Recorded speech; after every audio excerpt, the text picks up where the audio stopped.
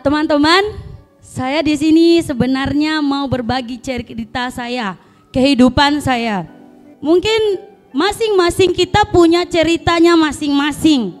Tapi di sini saya mau menceritakan bagaimana kisah kehidupannya saya yang sebelumnya, bagaimana Tuhan bawa saya di sini dan saya melihat begitu banyak Tuhan buat dan begitu banyak Tuhan lakukan perbuatan-perbuatan yang luar biasa bahkan di luar pikiran saya. Saya ini latar belakang dari keluarga yang tidak berada. Bapak mama petani. Nah, adik-adik, di zaman kalian ini mungkin kalian boleh menikmati fasilitas yang dikasih orang tua, bahkan yang sudah lahir dari keluarga yang berada yang berkecukupan. Tapi ini saya mau sharing bagaimana dulu kehidupan saya dengan orang tua saya, dengan mama saya, karena waktu saya umur 1 tahun, Tuhan sudah ambil saya punya bapak. Tuhan sudah panggil pulang saya punya bapak. Nah, kehidupan waktu itu sudah sangat sulit. Kenapa? Mama saya melahirkan anak dan bapak meninggalkan 6 orang anak, di mana seorang kakak laki-laki yang masih umur 17 tahun, saya masih bayi, dan masih ada lagi kakak-kakak saya yang lain. Kalian tahu dari ketika bapak saya meninggal itu semua sudah terpencar. Kakak saya cari jalannya sendiri, mama saya cuma fokus urus saya. Karena yang lain-lain itu semua sudah mau pilih mereka punya kehidupan, padahal mereka masih kecil-kecil. Karena apa? Mama tidak mampu. Nah, berjalannya waktu saya sudah ceritalah di mana tidak ada beras, di mana saya bisa merasakan dulu kisah-kisah orang tua dulu, saya tahu itu. Bagaimana cuma ada beras cuma 1 cuil, cuma 1, di sini bilang apa ya, cupak ya. Ya, cuma 1 cupak. Itu dikasih tinggal buat siapa? Buat saya. Buat saya untuk makan. Kakak-kakak yang lain itu enggak makan. Mereka pikir mereka punya kehidupan. Pernah satu kali yang buat saya sedih itu saya melihat mama pulang dengan membawa kembali jualannya. Kenapa saya bilang membawa kembali jualannya? Karena apa? Ketinggalan bis. Mama stay di tempat biasa bisnya datang, tapi tidak, mama ketinggalan, akhirnya bawa lagi gendongan ini sayur-sayurannya bawa pulang. Dan saya melihat, saya kepikiran kalau mama pulang tuh selalu bawa cookies, bawa sesuatu untuk dimakan. Tapi ini mama pulang enggak bawa apa-apa. Itu hatinya sedih, dan waktu itu di rumah tidak ada apa-apa. Kakak Mika itu sudah pernah rasanya makan tidak pakai lauk. Cuma makan kasih garam, itu Kak Mika rasa. Mungkin kalian sekarang tidak pernah rasa seperti itu. Nah, Kak Mika masuk SMA, Kak Mika tidak pernah yang namanya dapat uang jajan atau minta. Itu pun kalau kakak-kakak ada pasti kakak-kakak kasih. Karena Kak Mika rasa bagaimana mama punya capek berjuang cari uang biar apa? Biar bisa makan. Kak Mika jualan jagung. Kalian tahu nggak jualan jagung itu harus dijemur, kasih kering, baru digoreng, dikasih bumbu, baru dijual lagi. Waktu itu kami ingat yang paling sedih, di kelas ada pelajaran.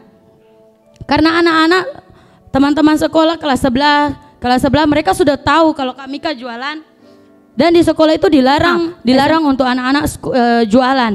Karena apa? Fokus dulu toh belajar. Kakak Mika tidak dengar. Kak Mika malah jualan supaya dapat uang jajan. Nah, ketika dapat uang jajan itu pas pelajaran kalau tidak salah ekonomi, guru-guru pada tanya kenapa anak-anak ini pada panggil-panggil Desri, karena bahasa Desri tuh di situ.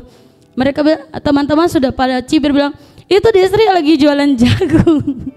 Kayak memang pakai nadanya senang, tapi kayak kayak nada yang kurang sudah menusuk di hati begitu, kayak menyinggung. Terus saya cuma diam. Langsung ibu tanya, kamu jualan apa di kelas? Jualan jagung. Saya bawa jagung saya ke depan, dan ibu itu ternyata dia tes makanan Kak Mika, dan ternyata enak, dan dia kasih izin. Langsung dia ketika kasih izin, kalian mau tahu hasil dari Kak Mika jualan jagung itu? 1 harinya dapat 60.000. Karena Kak Mika jual 1 bungkus itu 1.000. Nah, dapat 60.000 itu Kak Mika buat apa? Apakah Kak Mika jajan semuanya?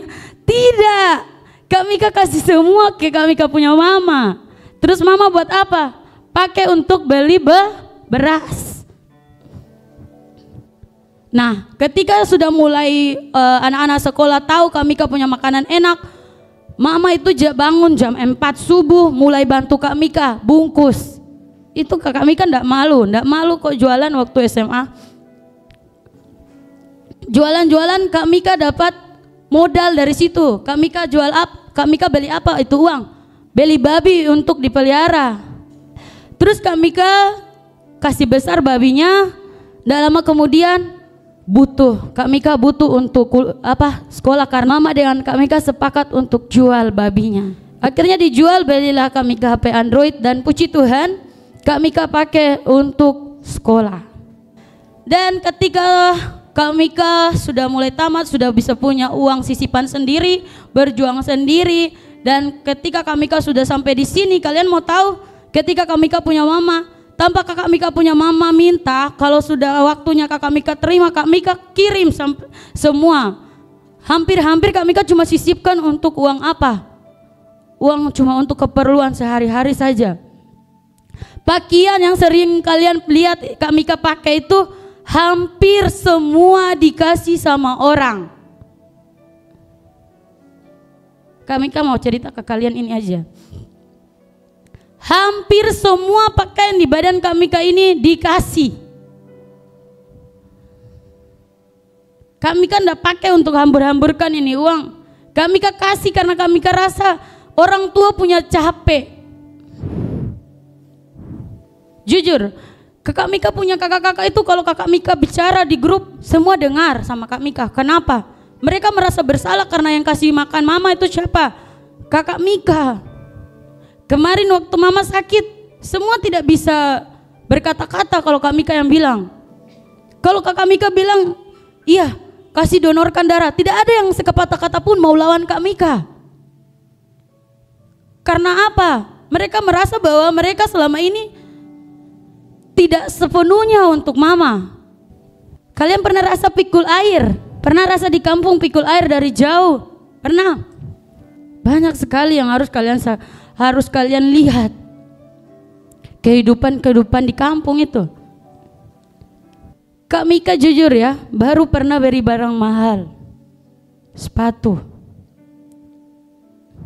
Itu harganya 200-an. Baru. Jadi adik-adik, apapun yang hari ini kalian punya, pegang baik. Apapun hari ini kalian sudah menikmati, bersyukur. Oke? Masih bisa makan enak, masih bisa tidur enak. Bahkan mungkin makannya juga ada semua. Ada lauk, ada semuanya. Tapi belum tentu orang-orang di luar sana dapat menikmati hal yang sama. Oke?